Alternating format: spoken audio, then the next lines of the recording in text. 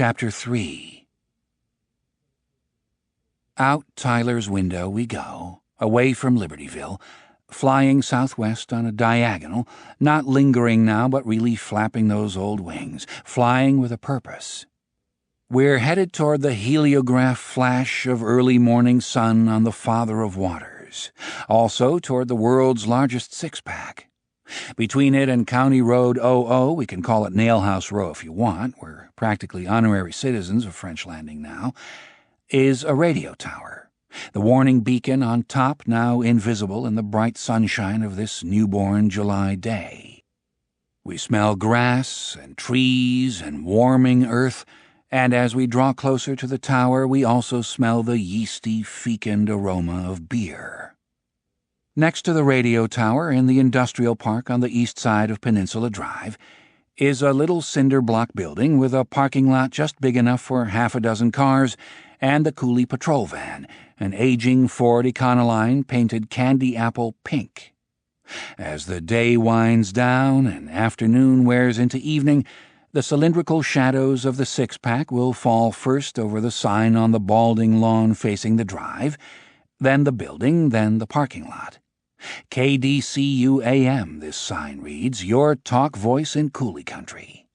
Spray painted across it in a pink that almost matches the patrol van is a fervent declaration.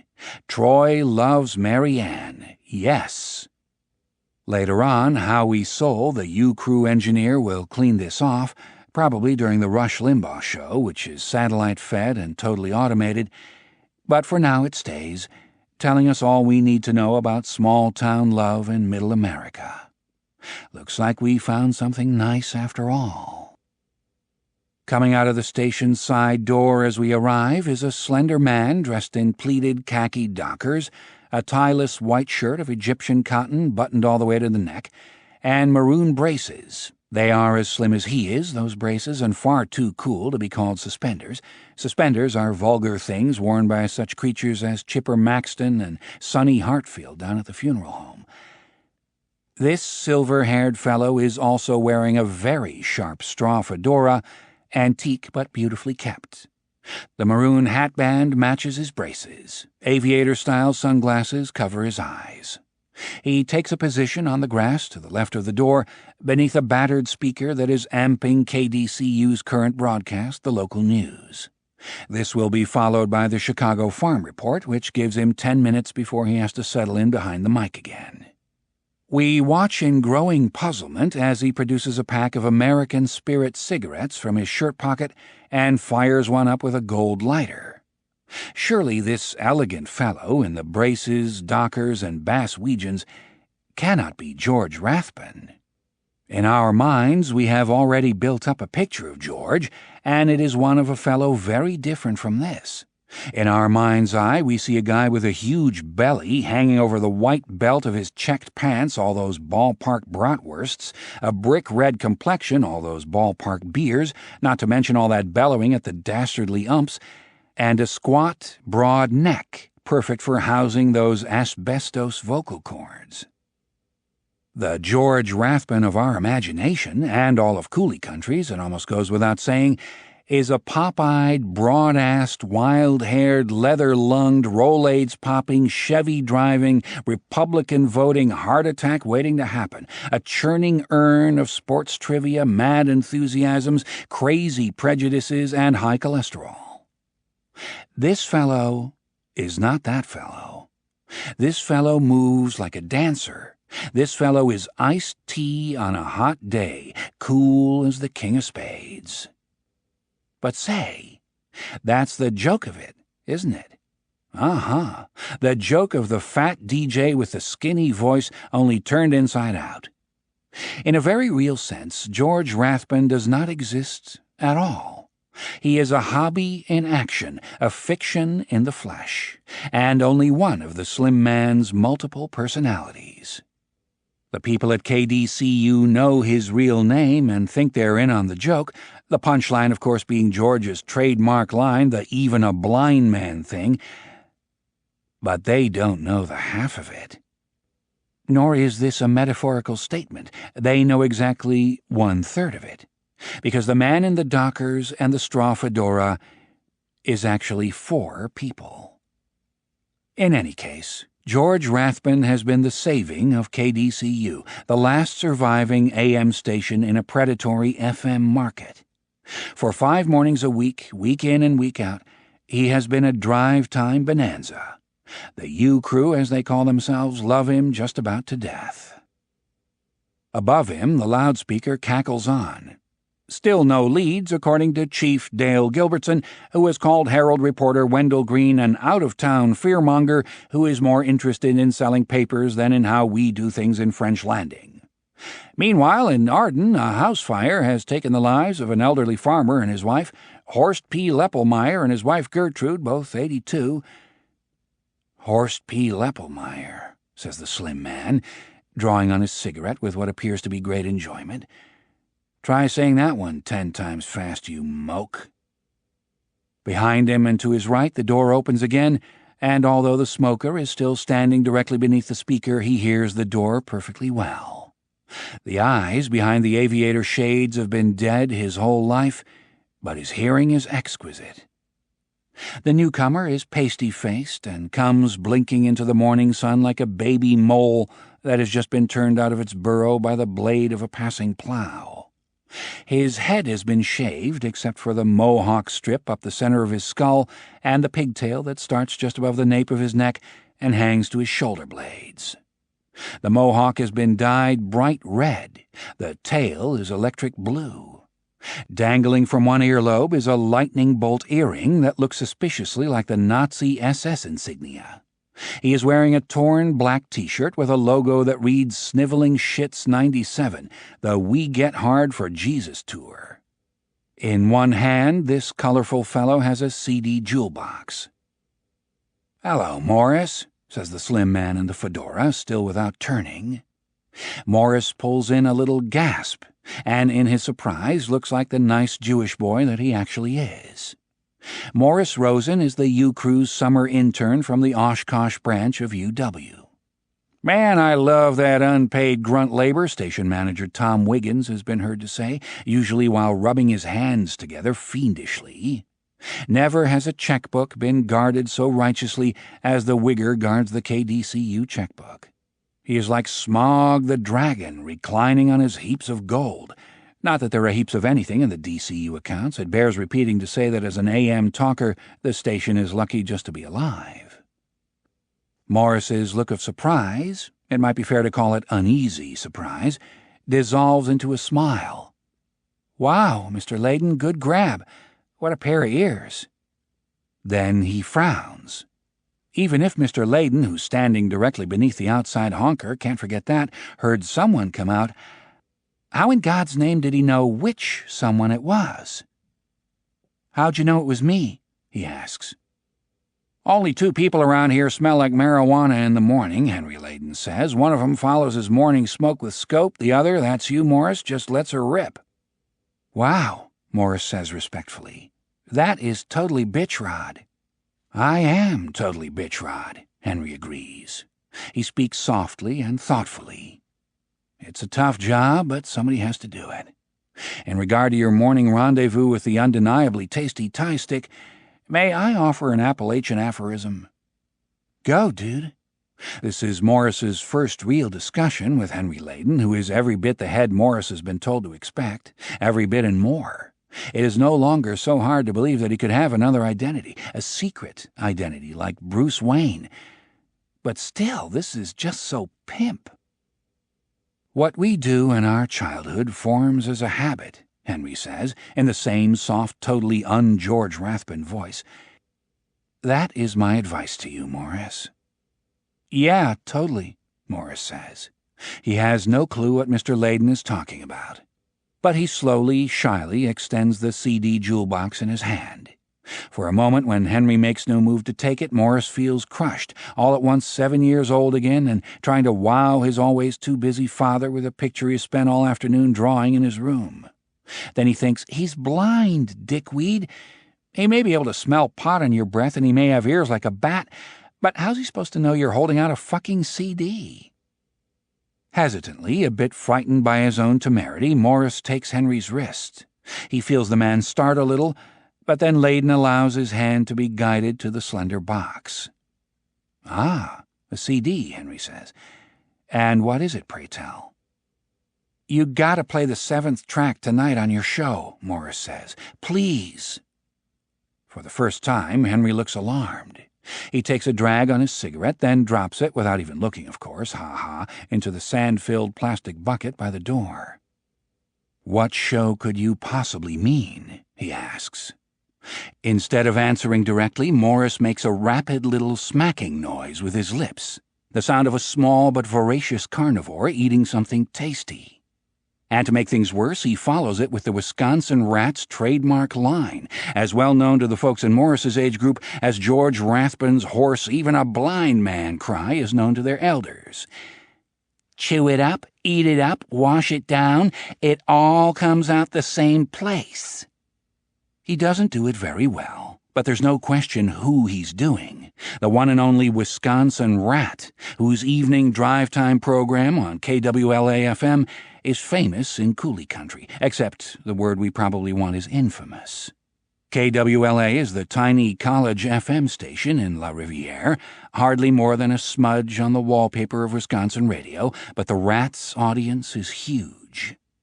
And if anyone found out that the comfortable brew crew rooting Republican voting AM broadcasting George Rathbun was also the Rat, who had once narrated a gleeful on-air evacuation of his bowels onto a Backstreet Boys CD, there could be trouble.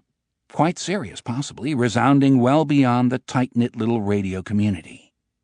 "What, in God's name, would ever make you think that I'm the Wisconsin Rat, Morris?" Henry asks. "I barely know who you're talking about. Who put such a weird idea in your head?"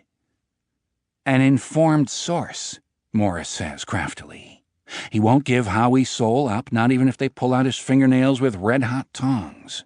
Besides, Howie only found out by accident, went into the station crapper one day after Henry left and discovered that Henry's wallet had fallen out of his back pocket while he was sitting on the throne. You'd have thought a fellow whose other senses were so obviously tight-wired would have sensed the absence. But probably Henry's mind had been on other things. He was obviously a heavy dude who undoubtedly spent his days getting through some heavy thoughts. In any case, there was a KWLA ID card in Henry's wallet, which Howie had thumbed through in the spirit of friendly curiosity, as he put it, and on the line marked name, someone had stamped a little ink pad drawing of a rat. Case closed, game over, zip up your fly. "I have never in my life so much as stepped through the door of KWLA, Henry says, and this is the absolute truth. He makes the Wisconsin Rat tapes, among others, in his studio at home, then sends them into the station from the downtown mailboxes, etc., where he rents under the name of Joe Strummer. The card with the rat stamped on it was more in the nature of an invitation from the KWLA staff than anything else, one he's never taken up, but he kept the card."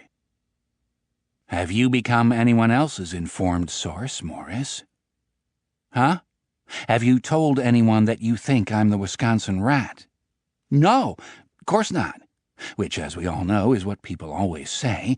Luckily for Henry, in this case, it happens to be true. So far, at least, but the day is still young. "And you won't, will you? Because rumors have a way of taking root, just like certain bad habits." Henry mimes puffing, pulling in smoke. "I know how to keep my mouth shut," Morris declares, with perhaps misplaced pride.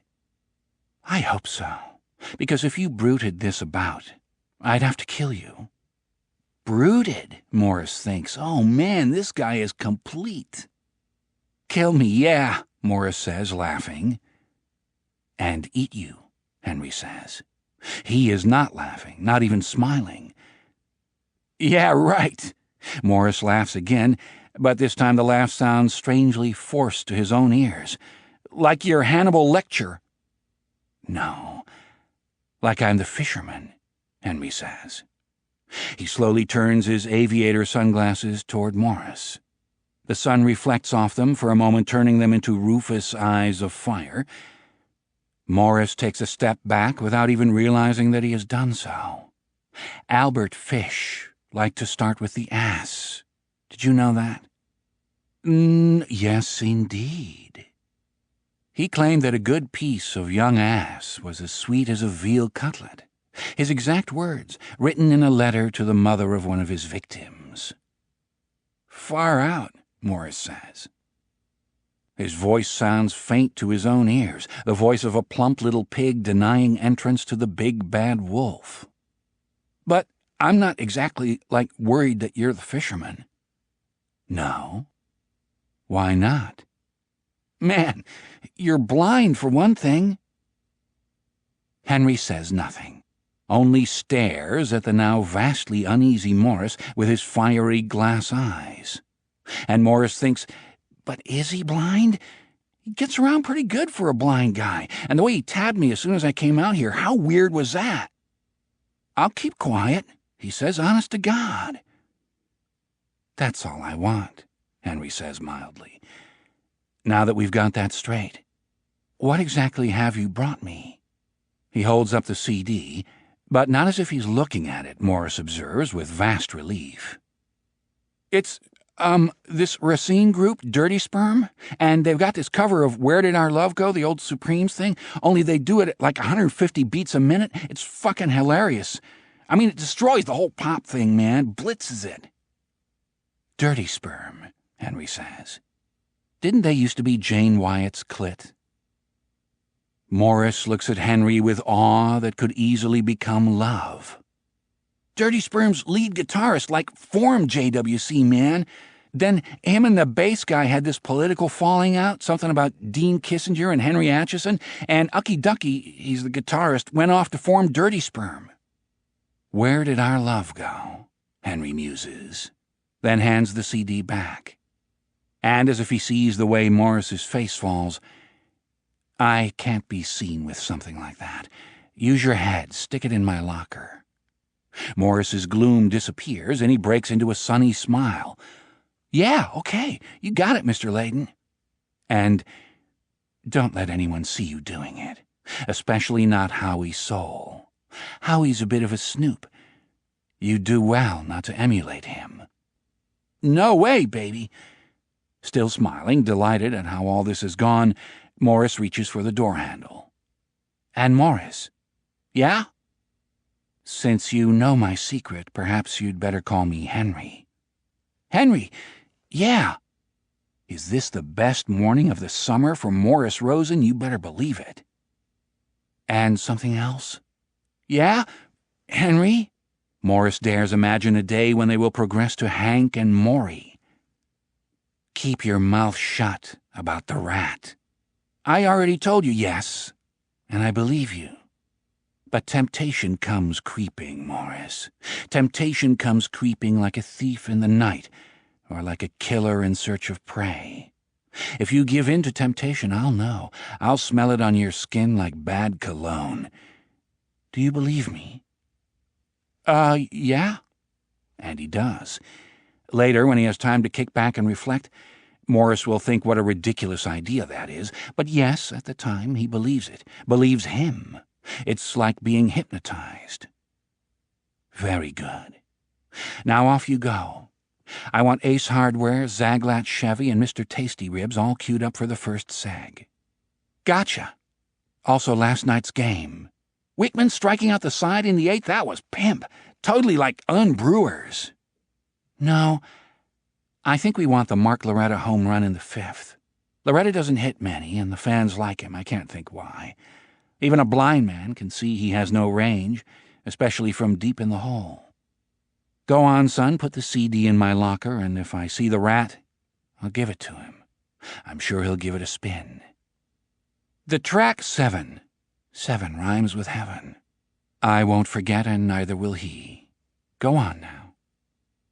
Morris gives him a final, grateful look and goes back inside.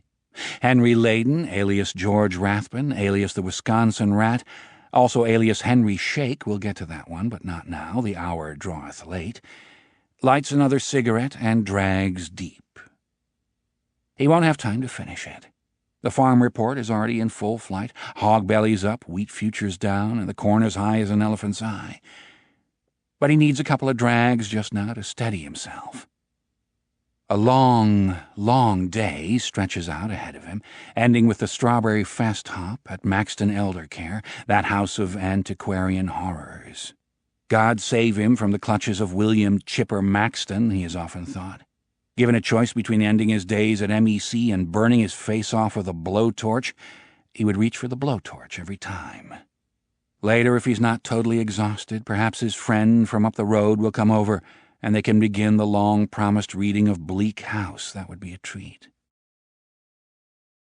How long, he wonders, can Morris Rosen hold on to his momentous secret? Well, Henry supposes he will find that out. He likes the rat too much to give him up unless he absolutely has to. That much is an undeniable fact. Dean Kissinger, he murmurs. Henry Atchison. Ucky ducky, God save us. He takes another drag on his cigarette, then drops it into the bucket of sand. It is time to go back inside, time to replay last night's Mark Loretta home run, time to start taking more calls from the Cooley Country's dedicated sports fans. And time for us to be off. 7 o'clock has rung from the Lutheran church steeple. In French Landing, things are getting into high gear. No one lies abed long in this part of the world, and we must speed along to the end of our tour. Things are going to start happening soon, and they may happen fast. Still, we have done well, and we have only one more stop to make before arriving at our final destination. We rise on the warm summer updrafts and hover for a moment by the KDCU tower. We are close enough to hear the tick-tick-tick of the beacon and the low, rather sinister hum of electricity, looking north and taking our bearings. 8 miles upriver is the town of Great Bluff, named for the limestone outcropping that rises there. The outcropping is reputed to be haunted, because in 1888 a chief of the Fox Indian tribe, Far Eyes was his name, assembled all his warriors, shamans, squaws, and children, and told them to leap to their deaths, thereby escaping some hideous fate he had glimpsed in his dreams. Far Eyes' followers, like Jim Jones's, did as they were bidden. We won't go that far upriver, however. We have enough ghosts to deal with right here in French Landing.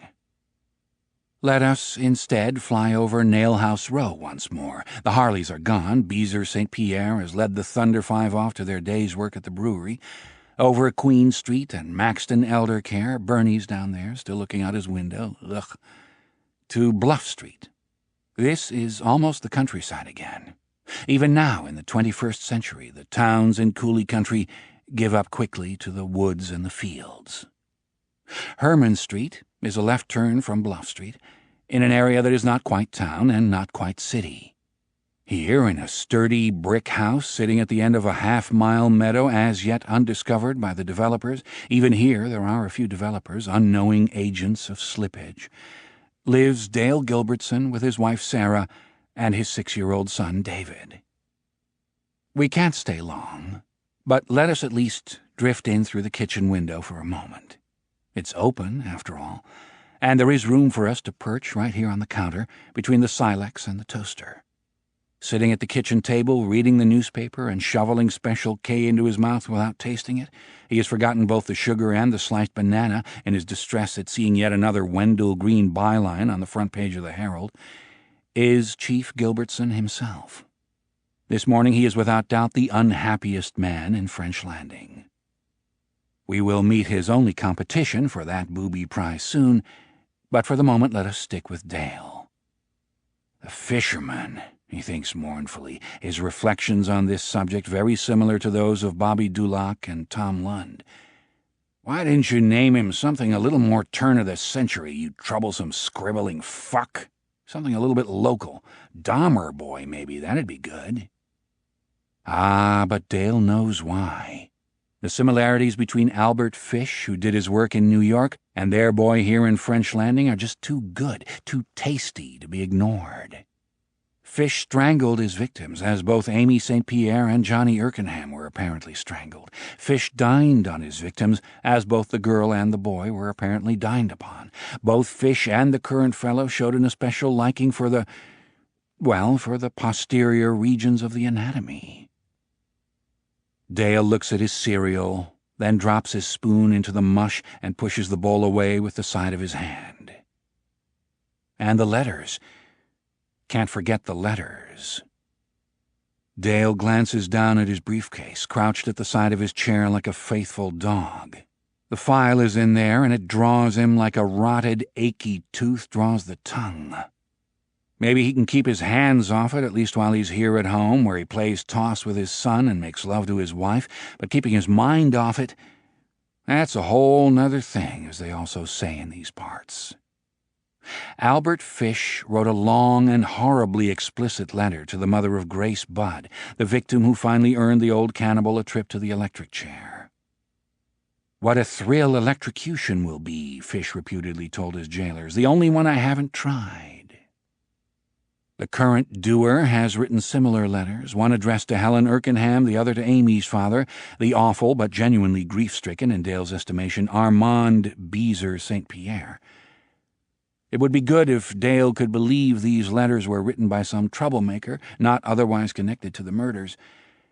But both contain information that has been withheld from the press, information that presumably only the killer could know. Dale at last gives in to temptation, how well Henry Layden would understand, and hauls up his briefcase. He opens it and puts a thick file where his cereal bowl lately rested. He returns the briefcase to its place by his chair, then opens the file. It is marked St. Pierre/Erkenham rather than Fisherman.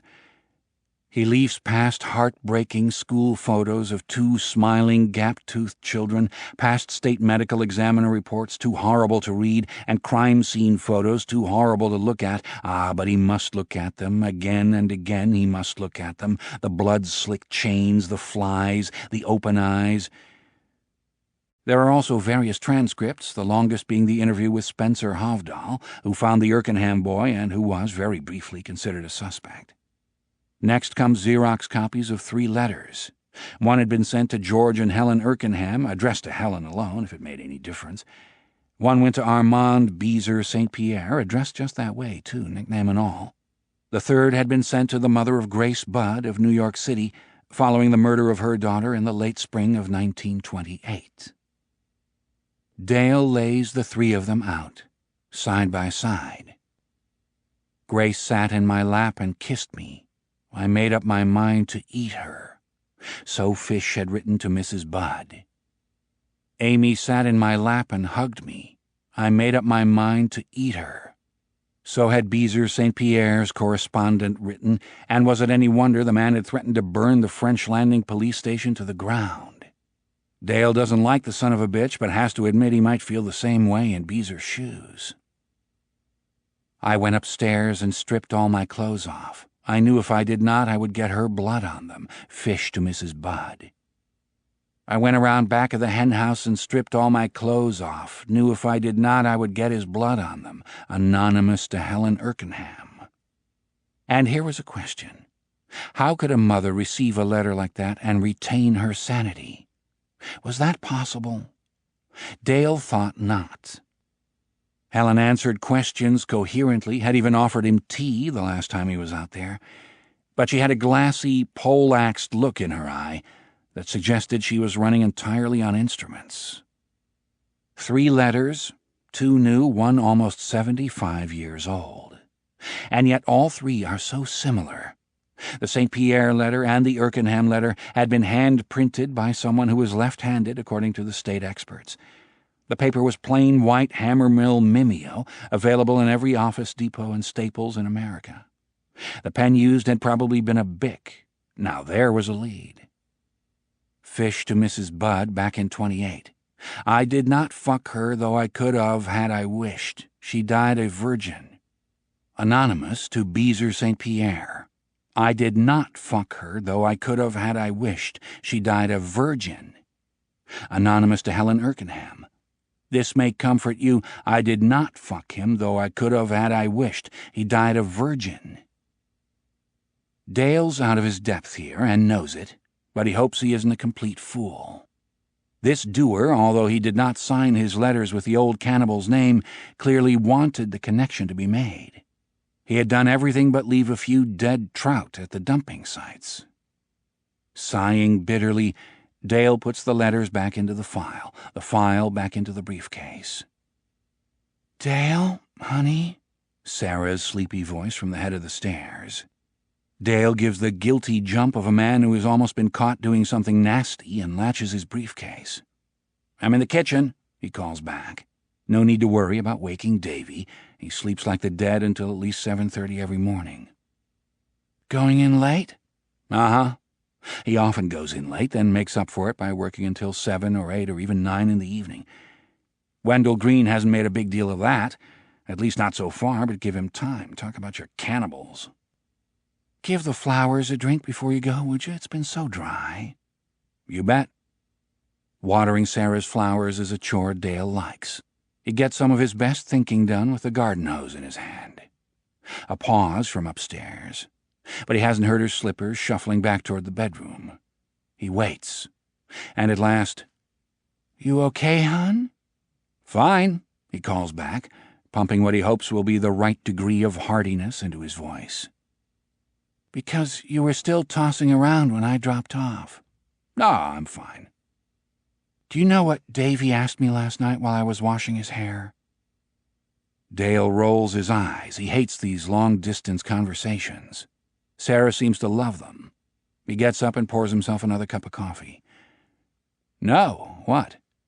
"He asked, is Daddy going to lose his job?" Dale pauses with the cup halfway to his lips. "What did you say?" "I said no, of course." "Then you said the right thing." He waits, but there is no more. Having injected him with one more dram of poisonous worry, David's fragile psyche, as well as what a certain party might do to the boy should Davy be so unlucky as to run afoul of him, Sarah shuffles back to their room and presumably to the shower beyond. Dale goes back to the table, sips his coffee, then puts his hand to his forehead and closes his eyes. In this moment we can see precisely how frightened and miserable he is. Dale is just 42 and a man of abstemious habits, but in the cruel morning light coming through the window by which we entered, he looks for the moment anyway a sickly 60. He is concerned about his job, knows that if the fellow who killed Amy and Johnny keeps it up, he will almost certainly be turned out of office the following year. He is also concerned about Davy. Although Davy isn't his chief concern, for, like Fred Marshall, he cannot actually conceive that the fisherman could take his and Sarah's own child. No, it is the other children of French Landing he is more worried about, possibly the children of Centralia and Arden as well. His worst fear is that he is simply not good enough to catch the son of a bitch, that he will kill a third, a fourth, perhaps an 11th and 12th. God knows he has requested help. And gotten it, sort of. There are 2 state police detectives assigned to the case, and the FBI guy from Madison keeps checking in, on an informal basis, though. The FBI is not officially part of the investigation. Even his outside help has a surreal quality for Dale, one that has been partially caused by an odd coincidence of their names. The FBI guy is Agent John P. Redding. The state detectives are Perry Brown and Jeffrey Black. So he has Brown, Black, and Redding on his team. The color posse, Sarah calls them. All 3 making it clear that they are strictly working support, at least for the time being. Making it clear that Dale Gilbertson is the man standing on ground zero. Christ, but I wish Jack would sign on to help me with this, Dale thinks. I'd deputize him in a second, just like in one of those corny old Western movies. Yes, indeed, in a second. When Jack had first come to French Landing almost 4 years ago, Dale hadn't known what to make of the man his officers immediately dubbed Hollywood. By the time the 2 of them had nailed Thornburg Kinderling, yes, inoffensive little Thornburg Kinderling, hard to believe but absolutely true, he knew exactly what to make of him. The guy was the finest natural detective Dale had ever met in his life. The only natural detective, that's what you mean. Yes, all right, the only one.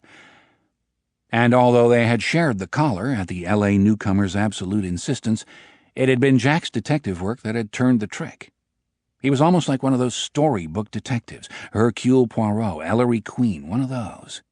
Except that Jack didn't exactly deduct, nor did he go around tapping his temple and talking about his little gray cells. He He listens, Dale mutters, and gets up. He heads for the back door, then returns for his briefcase. He'll put it in the back seat of his cruiser before he waters the flower beds. He doesn't want those awful pictures in his house any longer than strictly necessary. He listens. Like the way he listened to Jana Massengale, the bartender at the tap room. Dale had had no idea why Jack was spending so much time with the little chippy.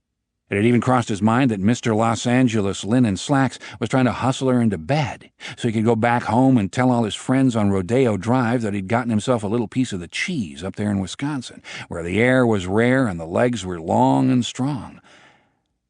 But that hadn't been it at all. He had been listening, and finally she had told him what he needed to hear. "Yeah, sure, people get funny tics when they're drinking," Jana had said. "There's this one guy who starts doing this after a couple of bouts." She had pinched her nostrils together with the tips of her fingers, only with her hand turned around so the palm pointed out. Jack, still smiling easily, still sipping a club soda, always with the palm out, like this, and mimicked the gesture. Jana smiling, half in love. "That's it, doll, you're a quick study." Jack, "Sometimes, I guess. What's this fellow's name, darling?" Jana, "Kinderling, Thornburg Kinderling." She giggled. "Only after a drink or two, once he's started up with that pinchy thing, he wants everyone to call him Thorny." Jack, still with his own smile. "And does he drink Bombay gin, darling? One ice cube, little trace of bitters?" Jana's smile starting to fade, now looking at him as if he might be some kind of wizard. "How'd you know that?" But how he knew it didn't matter, because that was really the whole package done up in a neat bow. Case closed, game over, zip up your fly. Eventually, Jack had flown back to Los Angeles with Thornburg Kinderling in custody. Thornburg Kinderling. Just an inoffensive, bespectacled farm insurance salesman from Centralia, wouldn't say boo to a goose, wouldn't say shit if he had a mouthful, wouldn't dare ask your mama for a drink of water on a hot day.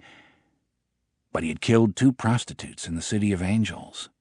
No strangulation for Thorny. He had done his work with a buck knife, which Dale himself had eventually traced to Lapham Sporting Goods, the nasty little trading post a door down from the Sand Bar, Centralia's grungiest drinking establishment. By then, DNA testing had nailed Kinderling's ass to the barn door, but Jack had been glad to have the provenance of the murder weapon anyway. He had called Dale personally to thank him, and Dale, who'd never been west of Denver in his life, had been almost absurdly touched by the courtesy. Jack had said several times during the course of the investigation that you could never have enough evidence when the doer was a genuine bad guy, and Thorny Kinderling had turned out to be about as bad as you could want. He'd gone the insanity route, of course, and Dale, who had privately hoped he might be called upon to testify, was delighted when the jury rejected the plea and sentenced him to consecutive life terms. And what made all that happen? What had been the first cause? Why, a man listening. That was all. Listening to a lady bartender who was used to having her breast stared at, while her words most commonly went in one ear of the man doing the staring and out the other. And who had Hollywood Jack listened to before he had listened to Jana Massengale? Some Sunset Strip hooker, it seemed.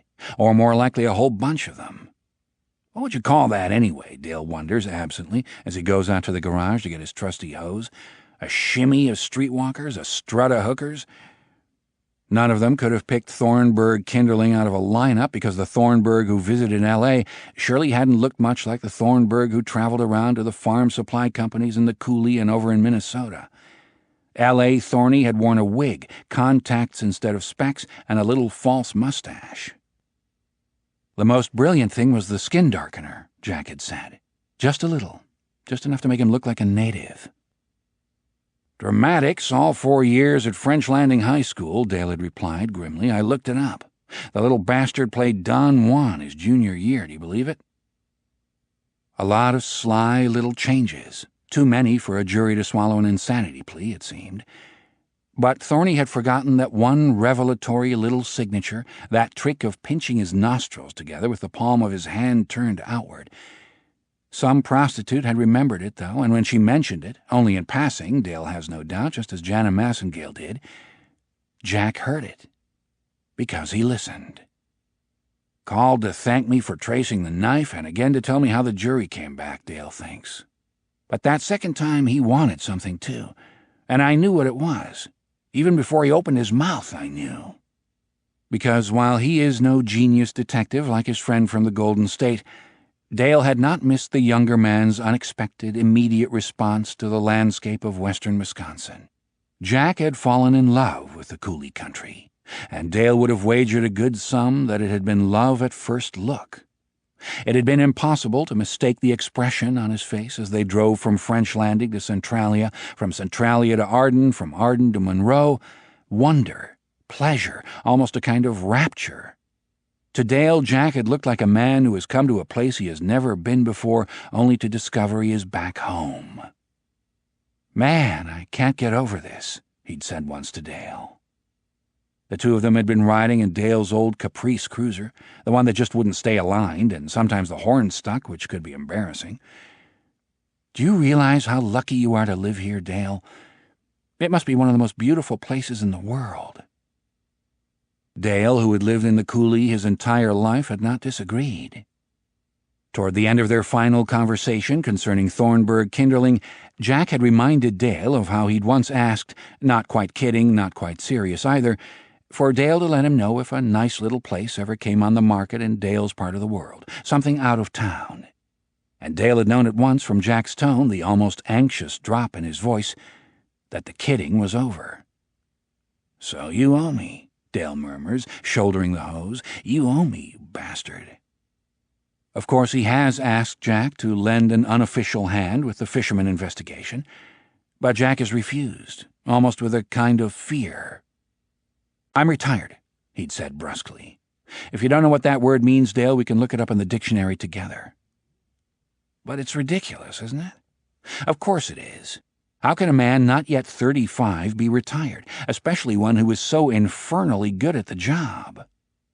"You owe me, baby," he says again, now walking along the side of the house toward the bib faucet. The sky above is cloudless. The well-watered lawn is green.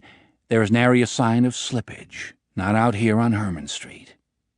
Yet perhaps there is, and perhaps we feel it, a kind of discordant hum, like the sound of all those lethal volts coursing through the steel struts of the KDCU tower. But we have stayed here too long. We must take wing again and proceed to our final destination of this early morning. We don't know everything yet, but we know 3 important things. First, that French Landing is a town in terrible distress.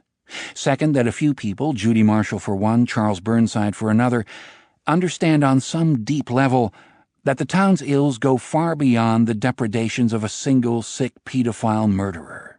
Third, that we have met no one capable of consciously recognizing the force, the slippage, that has now come to bear on this quiet town hard by Tom and Huck's River. Each person we've met is, in his own way, as blind as Henry Layden. This is as true of the folks we haven't so far encountered, Beezer St. Pierre, Wendell Green, the Color Posse, as it is of those we have. Our hearts groan for a hero. And while we may not find one, this is the 21st century after all, the days not of D'Artagnan and Jack Aubrey, but of George W. Bush and Dirty Sperm, we can perhaps find a man who was a hero once upon a time. Let us, therefore, search out an old friend, one we last glimpsed 1,000 and more miles east of here, on the shore of the steady Atlantic. Years have passed, and they have in some ways lessened the boy who was.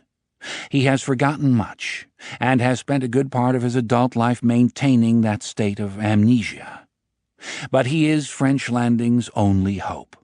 So let us take wing, and fly almost due east, back over the woods and fields and gentle hills.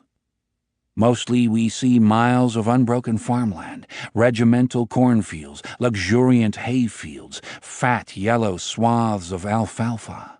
Dusty, narrow drives lead to white farmhouses and their arrays of tall barns, granaries, cylindrical cement block silos, and long metal equipment sheds. Men in denim jackets are moving along the well-worn paths between the houses and the barns. We can already smell the sunlight. Its odor, richly compacted of butter, yeast, earth, growth, and decay, will intensify as the sun ascends and the light grows stronger. Below us, Highway 93 intersects Highway 35 at the center of tiny Centralia. The empty parking lot behind the sandbar awaits the noisy arrival of the Thunder Five, who customarily spend their Saturday afternoons, evenings, and nights in the enjoyment of the sandbar's pool tables, hamburgers, and pitchers of that ambrosia to the creation of which they have devoted their eccentric lives. Kingsland Brewing Company's finest product, and a beer that can hold up its creamy head among anything made in a specialty microbrewery or a Belgian monastery, Kingsland Ale.